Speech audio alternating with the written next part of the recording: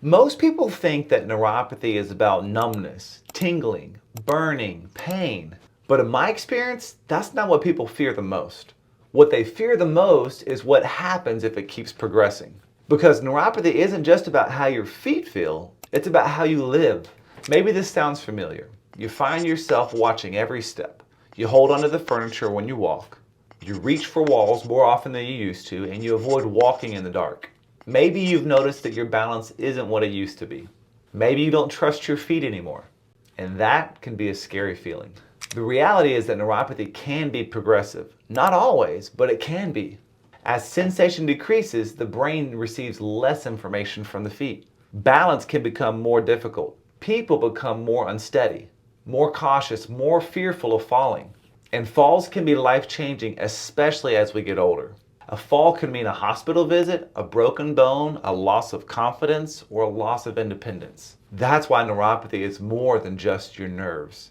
It's about protecting your future mobility. But here's something that many people don't talk about. Sometimes the physical symptoms are not the hardest part. Sometimes it's what people stop doing.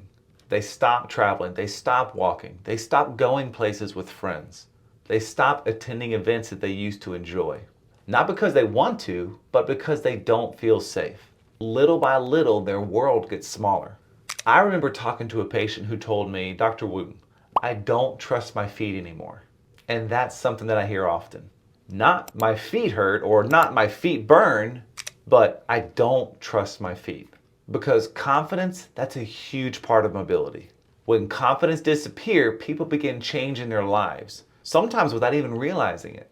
Let me tell you about Ginger.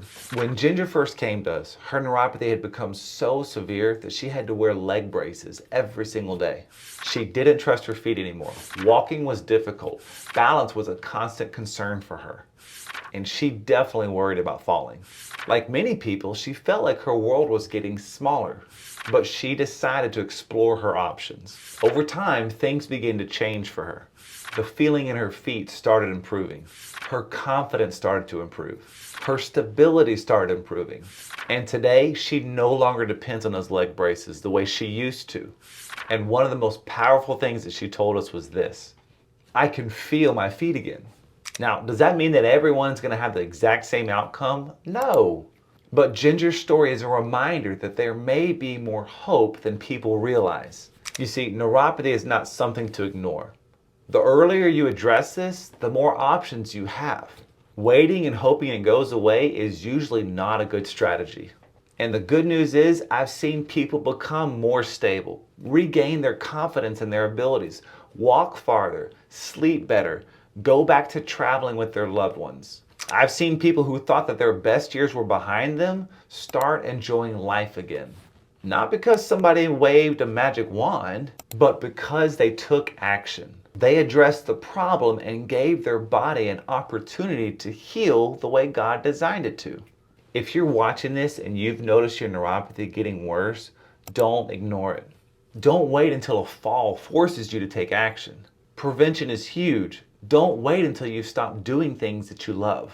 Instead, ask the questions, seek the answers, explore your options. Because this isn't just about nerves, it's about your mobility, your confidence, your independence, your future.